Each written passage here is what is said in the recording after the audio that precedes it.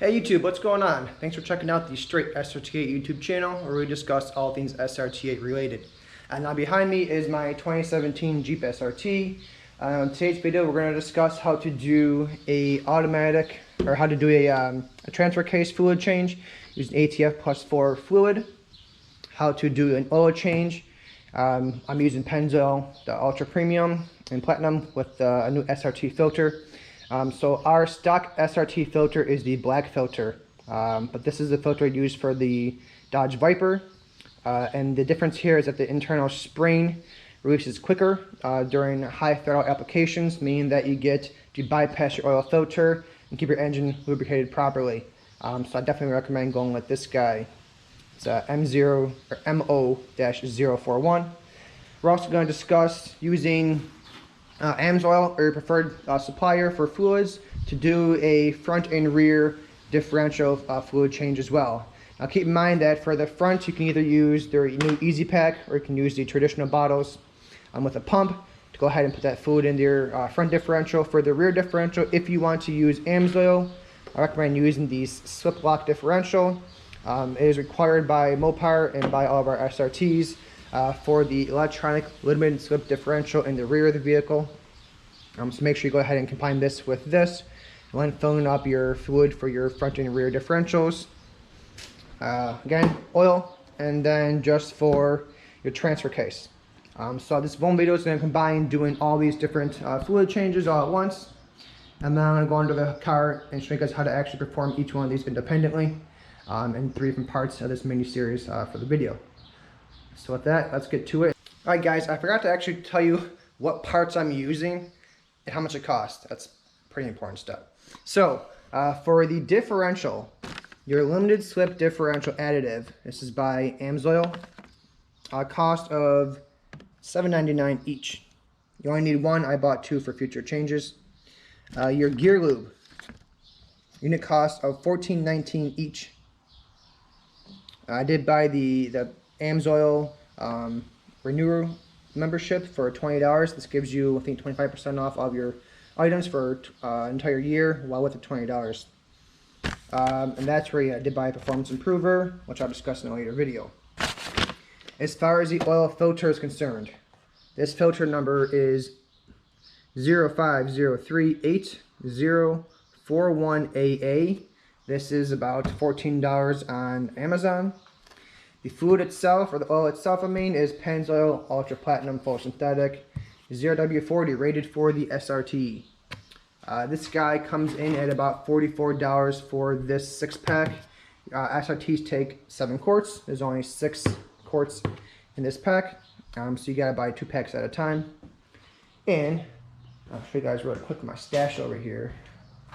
I have boxes and boxes of new oil. Can never have enough. Then for the differential fluid, again, boxes and boxes. I just discussed to you guys what I'm using right now. This is the Amsoil SAE 75 weight 90. The Mopar and the Jeep SRT manual refers to a 75 weight 85, but 75/90 is perfect for this vehicle and application. As for the limited slip differential slip lock, this is also available on Amsoil's website. It's pretty easy to find. Just type in slip lock. They only offer 1 kind. And then the other packaging I showed you guys is the exact same thing, just in a different form. It's the 75 weight 90 as well. Now for the Mopar ATF plus 4. This is a 5 liter. It's much bigger than anything you're going to need for your transfer case. The transfer case between either the WK1 or WK2 takes between 1.3 and 1.4 quarts of fluid, and this comes with 5 liters of fluid, so much more than you're ever going to need.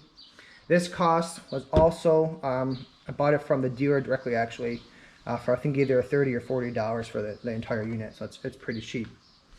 So that being said, you guys can go ahead and if you want to purchase any of these fluids, I'll provide the descriptions below and let you guys know those part numbers again, just for ease of reference, and then the cost associated with them in the descriptions. Alright guys, so as we do the oil change, there are a few tips and tricks I'm going to provide you guys.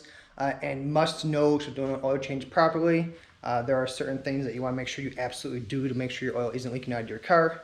So I'm going to cover that right now. So first things first, when you do an oil change, you're going to need a longer funnel. Now you're going to obviously go ahead and remove this fill plug. Set it to the side and go ahead and drop in your oil filter or your oil funnel. Make sure it's clean. If it's not, run a rag through it and clean it out. You want to make sure this is removed when you try and drain your oil because there is going to be a vacuum or a pressure inside of your engine, and as you remove this, as the fluid comes out the bottom, it can get suck in air through the top and just push all that fluid out versus having to slowly drip it a lot slower, and maybe all the oil won't get out of your engine that way. So always go ahead and remove this top portion. Then as you're doing the actual oil change, I also recommend something similar to this. I absolutely love this container.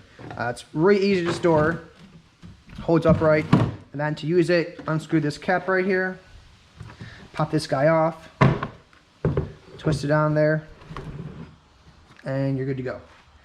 Huge catch can, makes it way easier to catch the actual oil as it comes in. Big basin to fill it up in, and then when you're done, unscrew this, pop it back in there, top it off, and you're ready to go to AutoZone or your favorite auto parts store and return your fluid, usually for free actually. Alright, once you do that, we're going to hop under the car and I'll show you guys where the actual drain plug is located and the size you want to use to unscrew it and then actually performing the oil change. Okay, so we are using a, let's see here, 13mm socket on an extension. So then go ahead and get under the Jeep right here.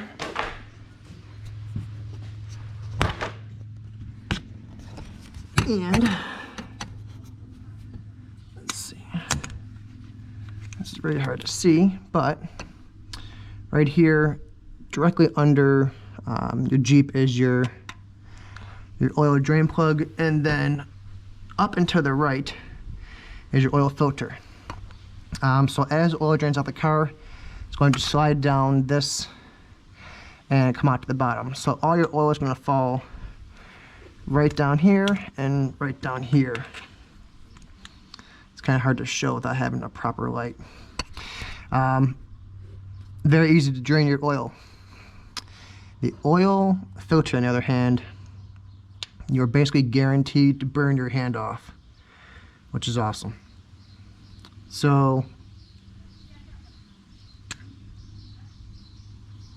you know what's interesting is that I paid my mechanic to do an oil change for me, and I gave him the proper filter to use, and they obviously did not use it.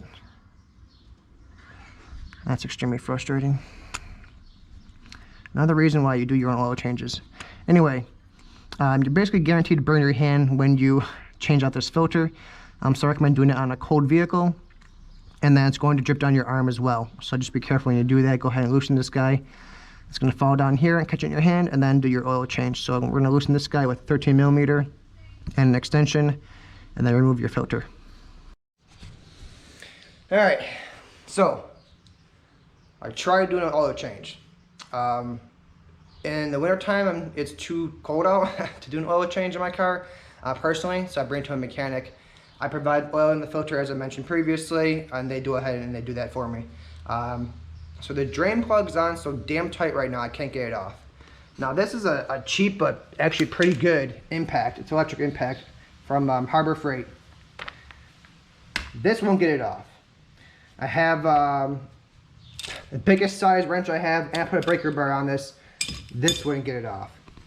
So the one downside going to a mechanic's is they use pneumatic tools, pneumatic impacts, and they just torque the shit out of it. You're not supposed to. You're supposed to use your hands and use a socket and just tighten it down snug to around 26 inch foot-pounds, and that's it. Not insane torque.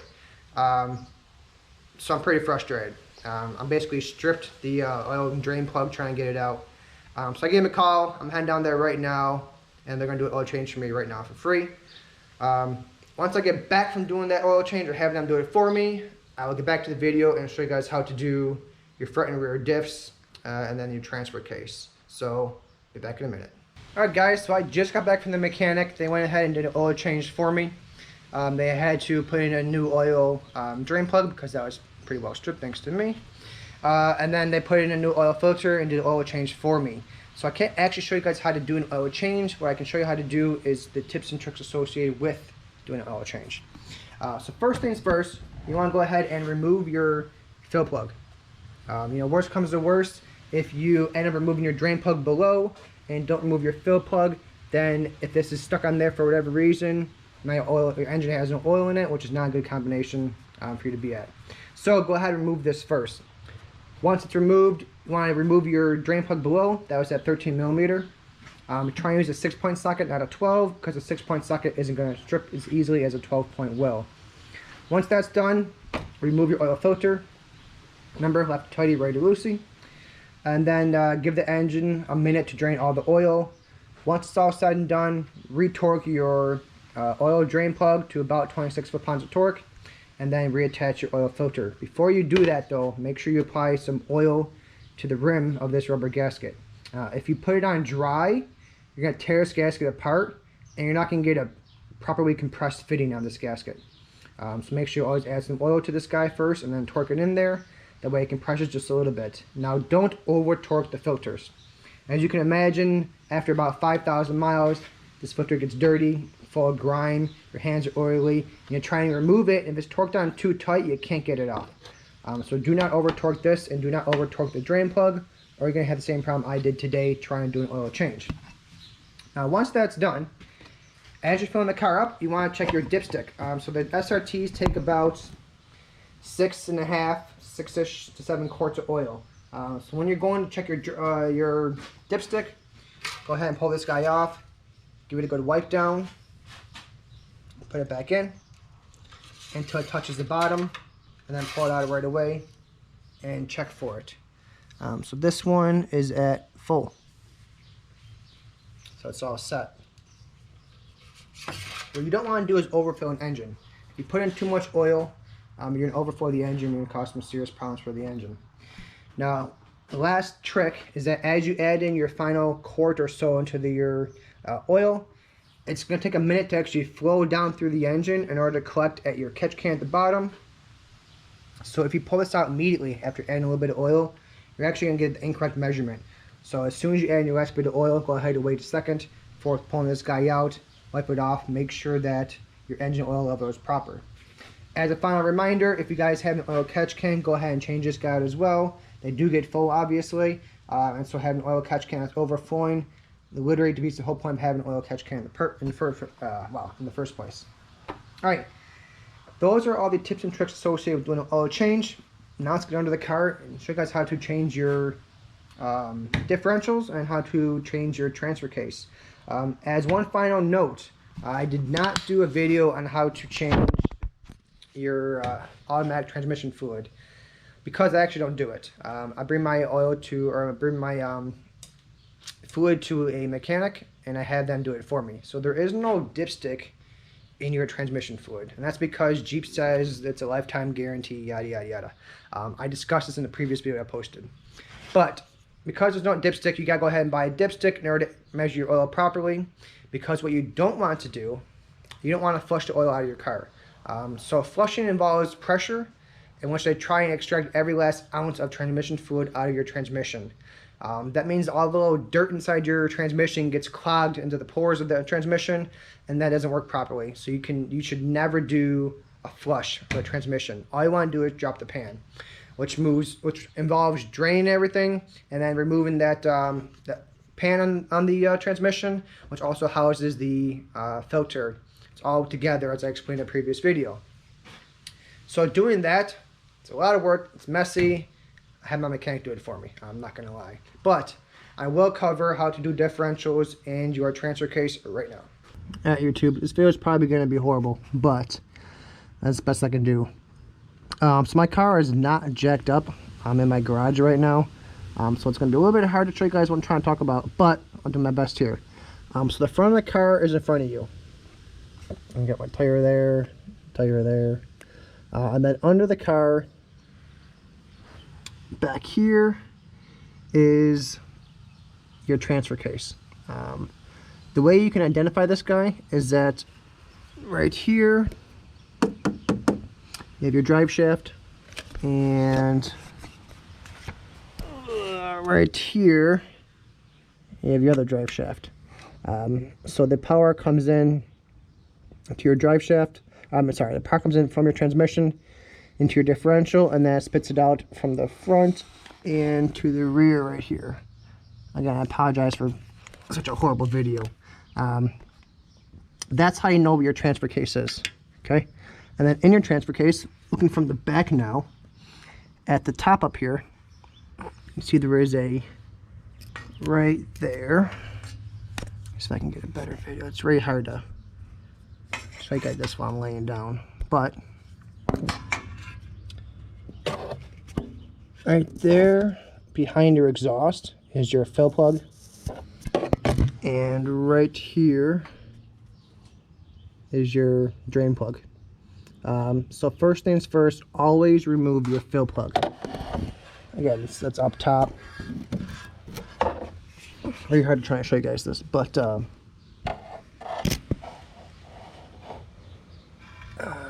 hopefully you can see it. So you want to go ahead and remove your fill plug first to guarantee that you can actually get access to it and it's not stuck, and then go ahead and remove your drain plug. Once you do that, you actually want to fill it up, your transfer case fluid, up until it comes out of the fill plug. So it's pretty easy, pretty error proof. So you want to go ahead and drain this fluid with your drain plug, and then go ahead and fill it up till it comes out of your fill plug up top. As soon as it starts coming out, let it fully drip out. Do not try and cram any extra in there. And then go ahead and tighten up your fill plug, and you'll be all set. Your transfer case, you have to check how much fluid it actually takes. It's on my phone, I saved it. I want to say it's around 2 quarts. And that's going to use the ATF 4 Plus. Okay, so right now, you're at the back of the car. That's back of the car. That's front of the car. Right here is your drain plug.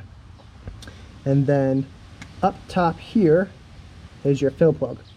So right where your exhaust kind of bends over right here, right up there is your fill plug.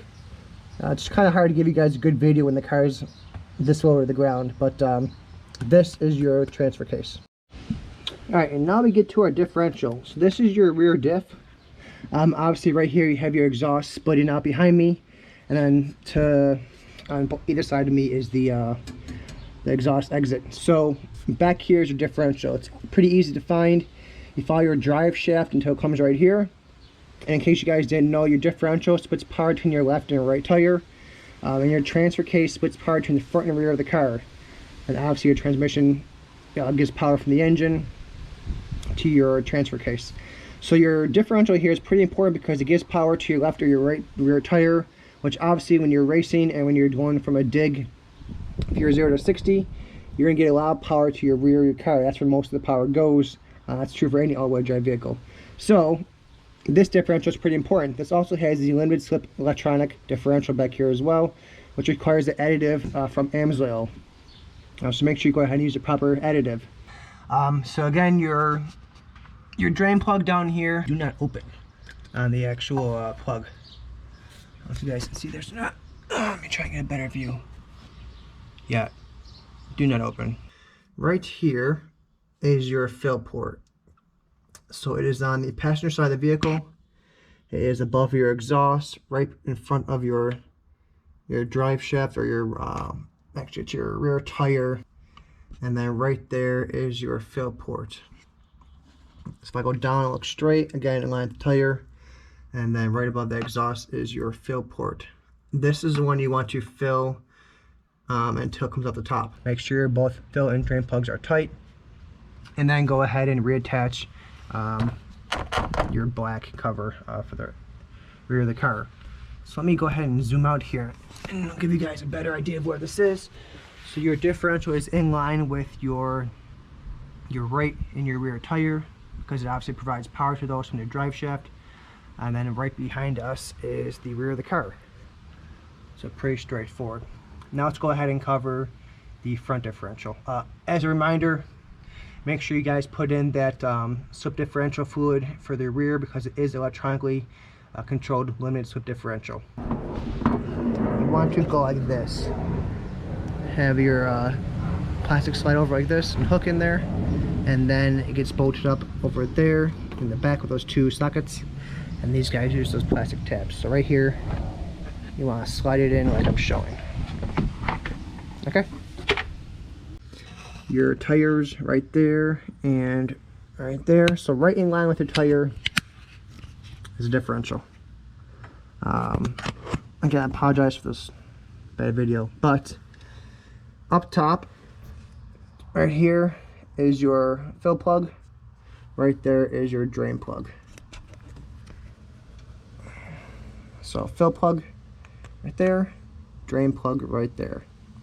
As always, remove your fill plug first, and then go ahead and remove your drain plug. Empty out all the fluid, reattach your drain plug to your 26 foot-pounds of torque, and then fill up your fill plug until the fluid starts coming out of your fill area. Make sure all the fluid drips out of your fill, and then go ahead and tighten that plug down with another 26 foot-pounds of torque. So again, in line with your drive shafts, for your one tire, your other tire, and right in line with that is your differential. So I'm going to try and get out from under the car and take a better video for you, so we actually know where it is located. But you know, again, I apologize for the horrible video. Okay, so from the back of the car, this is looking forward. There's your tire, other tire. Right in line with that, you tilt up, there's your differential.